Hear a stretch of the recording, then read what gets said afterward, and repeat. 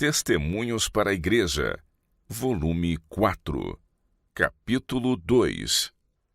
Unidade da Igreja. Prezados irmãos, como todos os membros do organismo humano, diversos entre si, se unem para formar o corpo e cada um desempenha suas funções em obediência ao poder que governa o todo, assim os membros da Igreja de Cristo devem estar unidos em um corpo simétrico, sujeito ao santificado entendimento do todo. O progresso da Igreja é retardado pela errônea conduta de seus membros. O unir-se à Igreja conquanto seja um ato importante e necessário não faz de uma pessoa um cristão, nem lhe assegura a salvação. Não nos é possível garantir-nos um título ao céu pelo fato de termos o nome inscrito no livro da Igreja, quando o coração se acha alienado de Cristo. Devemos ser fiéis representantes seus na terra, trabalhando em concerto com Ele. Amados, agora somos filhos de Deus. Devemos conservar em mente esta santa relação, não fazendo nada que traga desonra à causa de nosso Pai. Exaltada é a nossa profissão de fé. Como adventistas observadores do sábado, professamos obedecer a todos os mandamentos de Deus e aguardar a vinda de nosso Redentor. Soleníssima mensagem de advertência foi confiada aos poucos fiéis de Deus. Por nossas palavras e atos, devemos mostrar que reconhecemos a grande responsabilidade que foi posta sobre nós. Tão brilhante deve resplandecer nossa luz, que outros possam ver que glorificamos ao Pai em nossa vida diária, que estamos ligados com o céu e somos co-herdeiros de Jesus Cristo, para que, ao aparecer Ele em poder e grande glória, sejamos semelhantes a Ele. Devemos todos sentir nossa responsabilidade individual como membros da Igreja visível e obreiros na vinha do Senhor. Não devemos esperar que nossos irmãos, tão frágeis como nós mesmos, nos ajudem pelo caminho, pois nosso precioso Salvador convidou-nos a juntar-nos a Ele e unir nossa fraqueza à sua força, nossa ignorância à sua sabedoria, nossa indignidade a seus méritos. Nenhum de nós pode ocupar uma posição neutra. Nossa influência se exercerá pró ou contra. Somos agentes ativos de Cristo ou do inimigo. Ou ajuntamos com Cristo ou espalhamos. A verdadeira conversão é uma mudança radical. A própria inclinação da mente ou a tendência do coração deve ser desviada, tornando-se a vida nova outra vez em Cristo. Deus está conduzindo um povo para ficar em perfeita unidade sobre a plataforma da verdade eterna. Cristo se deu ao mundo a fim de poder purificar para si um povo especial, zeloso de boas obras. Esse processo de purificação destina-se a purgar a Igreja de toda injustiça e do espírito de discórdia e contenda, de modo que eles possam edificar em vez de derribar e concentrarem as energias na grande obra que está diante deles. É o desígnio de Deus que seu povo chegue todo à unidade da fé. A oração de Cristo pouco antes de sua crucifixão foi que seus discípulos fossem um, assim como ele era um com o Pai, para que o mundo cresse que o Pai o enviara. Essa tocante e maravilhosa oração vem através dos séculos até nossos dias, pois suas palavras foram: "E não rogo somente por estes, mas também por aqueles que pela sua palavra hão de crer em mim." Com que diligência devem os professos seguidores de Cristo buscar responder em sua vida a esta oração? Muitos há que não avaliam a santidade da relação da Igreja e são contrários a submeter-se à disciplina e restrição. A conduta que seguem mostra que exaltam o próprio juízo acima do da Igreja unida e não cuidam de guardar-se para que não estimulem um espírito de oposição à voz da mesma. Os que ocupam posição de responsabilidade na Igreja podem ter faltas semelhantes às de outras pessoas e podem errar em suas decisões.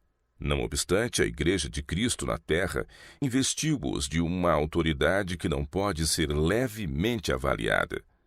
Após sua ressurreição, Cristo delegou o poder à sua Igreja, dizendo: Aqueles a quem perdoardes os pecados, lhes serão perdoados. E aqueles a quem os retiverdes, lhes são retidos. A relação para com a igreja não é para ser levianamente cancelada. Todavia, quando o caminho de alguns professos seguidores de Cristo é barrado, ou quando sua voz não tem a influência dominante que eles julgam merecer, ameaçam deixar a igreja. Na verdade, separando-se da igreja, seriam eles próprios os principais prejudicados, pois afastando-se para além do âmbito de sua influência, sujeitam-se a todas as tentações do mundo. Todo crente deve ter o coração inteiro em sua ligação com a igreja. A prosperidade desta deve constituir-lhe o primeiro interesse, e a menos que se sinta sob sagradas obrigações de tornar sua ligação com a igreja mais um benefício para ela do que para si mesmo, ela passará muito melhor sem ele. Está ao alcance de todos fazer alguma coisa pela causa de Deus. Pessoas há que despendem grandes quantias para luxos desnecessários, satisfazem os próprios apetites, mas consideram grande carga contribuir com recursos para a manutenção da igreja. Estão dispostos a receber todo o benefício de seus privilégios, mas preferem deixar aos outros que lhe paguem as contas. Os que, na verdade, sentem profundo interesse no avanço da causa, não hesitarão em investir dinheiro no empreendimento sempre e onde quer que se faça mister. Devem considerar também solene dever revelar em seu caráter os ensinos de Cristo, estando em paz uns com os outros e agindo em perfeita harmonia como um todo indivisível. Devem também sujeitar seu juízo individual ao do corpo da igreja. Muitos vivem só para si, consideram a própria vida com grande complacência, lisonjeando-se de serem irrepreensíveis, quando de fato não estão fazendo nada para Deus, e vivem em absoluta oposição à sua palavra expressa. A observância de formas externas jamais satisfará a grande carência da alma. O professar seguir a Cristo não basta para habilitar uma pessoa a suportar a prova do dia do juízo. Importa que haja perfeita confiança em Deus, infantil confiança em suas promessas e inteira consagração à sua vontade. Deus sempre tem provado o seu povo na fornalha da aflição, a fim de verificar se são firmes e leais e purificá-los de toda injustiça. Depois de Abraão e seu filho haverem sofrido a mais rigorosa prova que era possível impor-lhes, Deus disse por meio do anjo a Abraão: "Agora sei que temes a Deus e não me negaste o teu filho, o teu único." Esse grande ato de fé faz com que o caráter de Abraão resplandeça com notável brilho. Exemplifica eloquentemente sua perfeita confiança no Senhor, do qual nada reteve nem mesmo o filho da promessa. Coisa alguma há demasiado preciosa para darmos a Jesus. Se lhe devolvermos os talentos de recursos que nos confiou a guarda, mais porá ele em nossas mãos. Todo o esforço que fizermos por Cristo será por ele recompensado, e todo dever que cumprimos em seu nome contribuirá para nossa própria felicidade. Deus entregou o seu bem-amado Filho às agonias da crucifixão, para que todo aquele que nele crê se tornasse um por meio do nome de Jesus. Se Cristo fez tão grande sacrifício, a fim de salvar os homens e levá-los à unidade uns com os outros, da mesma maneira que ele se achava unido a seu Pai, que sacrifício é demasiado grande para seus seguidores fazerem, de modo a conservarem essa unidade? Se o mundo vê a harmonia perfeita na Igreja de Deus, isto será poderosa demonstração aos seus olhos em favor da religião cristã. Dissensões, lamentáveis diferenças e insignificantes provações na Igreja desonram nosso Redentor. Tudo isso se pode evitar mediante a entrega do próprio eu ao Senhor e se os seguidores de Cristo obedecerem à voz da Igreja. A incredulidade sugere que a independência individual nos aumenta a importância, que a fraqueza subordinar nossas ideias do que é direito e conveniente ao veredicto da Igreja. Ceder a esses sentimentos e pontos de vista, porém, não é seguro, levando-nos à anarquia e confusão. Cristo viu que a unidade e a comunhão cristã eram necessárias à causa de Deus e, portanto, a recomendou aos discípulos. E a história do cristianismo de então para cá demonstra de modo conclusivo que unicamente na união está a força. Subordine-se o juízo individual à autoridade da Igreja. Os apóstolos sentiram a necessidade de unidade estrita e para esse fim trabalharam zelosamente. Paulo exortou nas seguintes palavras a seus irmãos: Rogo-vos, porém, irmãos, pelo nome de nosso Senhor Jesus Cristo, que digais todos uma mesma coisa, e que não haja entre vós dissensões, antes sejais unidos em um mesmo sentido e em um mesmo parecer.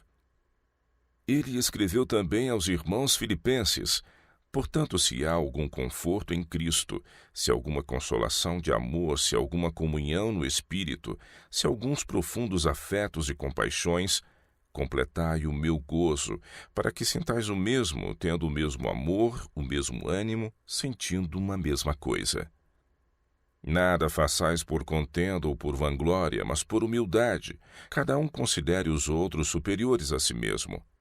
Não atente cada um para o que é propriamente seu, mas cada qual também para o que é dos outros. De sorte que haja em vós o mesmo sentimento que houve também em Cristo Jesus.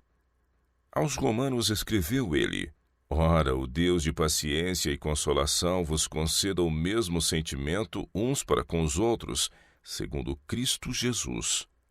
Para que concordes a uma boca, glorifiqueis ao Deus e Pai de nosso Senhor Jesus Cristo. Portanto, recebei-vos uns aos outros como também Cristo nos recebeu para a glória de Deus. Romanos capítulo 15, versos de 5 a 7. Sede unânimes entre vós, não ambicioneis coisas altas, mas acomodai-vos às humildes, não sejais sábios em vós mesmos. Romanos capítulo 12, verso 16. Pedro escreveu às igrejas dispersas: E finalmente sede todos de um mesmo sentimento, compassivos, amando os irmãos, entranhavelmente misericordiosos e afáveis, não tornando mal por mal, ou injúria por injúria. Antes, pelo contrário, bendizendo, sabendo que para isto fostes chamados, para que por herança alcanceis a bênção. Em sua epístola aos Coríntios, Paulo diz: Quanto ao mais, irmãos, regozijai-vos, sede perfeitos, sede consolados, sede de um mesmo parecer, vivei em paz, e o Deus de amor e de paz será convosco.